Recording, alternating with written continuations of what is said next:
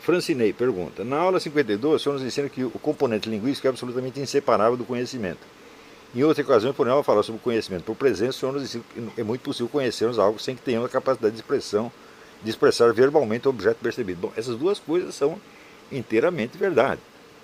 Né? Quer dizer que se você não consegue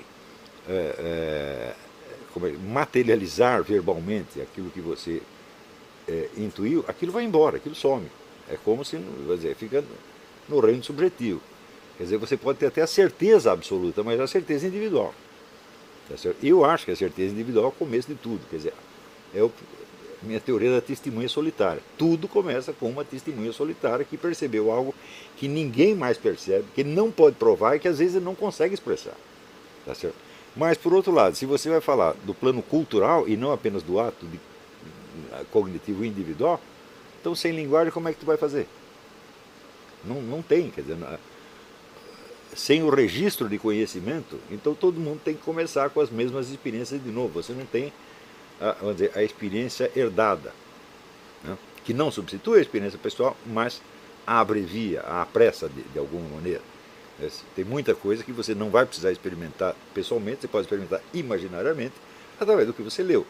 E isso aí, evidentemente, aumenta a sua esfera de experiência vivida. Né?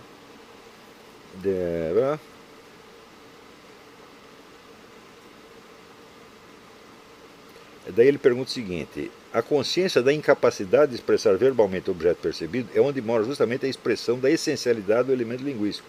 Sem sombra de dúvida, quer dizer, a própria dificuldade de expressão é o que dá para você a medida do que a coisa realmente é e da distância que existe entre conhecer e pensar. Né? Eu digo, tem muita coisa que você conhece, mas você não consegue pensar. Não é nada difícil assim. Você conhece a sua mãe? Conhece. Agora pense a sua mãe. Não dá para pensar, né? Você pode pensar um aspecto dela, uma qualidade dela. Pensá-la? Não dá. Então, tudo que é concreto e real é cognoscível, mas não é pensável. E isso também é importante para as pessoas entenderem que não é função da linguagem ela expressar toda a realidade, ou mesmo expressar perfeitamente. Por quê? Porque você sempre está falando com pessoas que têm a mesma capacidade intuitiva que você tem, em princípio. Tá certo? Então você conta com a memória dela, com a imaginação dela, etc. E ela vai ter que complementar tudo isso. Então, vamos dizer, a expressão é limitada, mas ela não tem por que ser ilimitada. Tá certo? Quer dizer, é exigido, se você exige da linguagem o impossível, ela não vai fazer o impossível, e não é necessário que ela faça. Por quê? É o que eu digo. Essa é outra tese minha. O mundo é mediador de toda a linguagem. Tudo que você fala num mundo. Se você estivesse fora do mundo, você não teria com quem falar. Você fala dentro de um mundo, tá certo? E é graças à presença desse mundo que as pessoas entendem o que você fala. Se fosse, a comunicação fosse apenas no nível linguístico, ninguém entenderia coisíssima nenhuma. Quer dizer, o suporte extralinguístico é fenomenal, assim, é ilimitado. Até não só com os nomes das coisas, mas com as relações. Agora mesmo usei a palavra extra. O que quer dizer o extra? Quer dizer fora. Né? A linguagem tem fora e dentro? Não tem. Só o que tem fora e dentro é o mundo físico. Então, sem essa analogia do mundo físico, você não entende o que eu estou querendo dizer. E assim por diante. Então, o mundo... Como é? As conotações todas que você...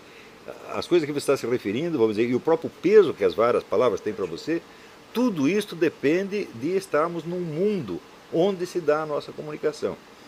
Então, se você começa a estudar a linguagem em si mesma, fazendo abstração do mundo, você chega a conclusões inteiramente absurdas, como o do Jacques Derrida. Né? Que, vamos dizer, as palavras não têm uma referência fora delas mesmas. Não é isso? Eu digo, bom, então essa frase também não tem, então você não está falando a respeito de absolutamente nada. Né?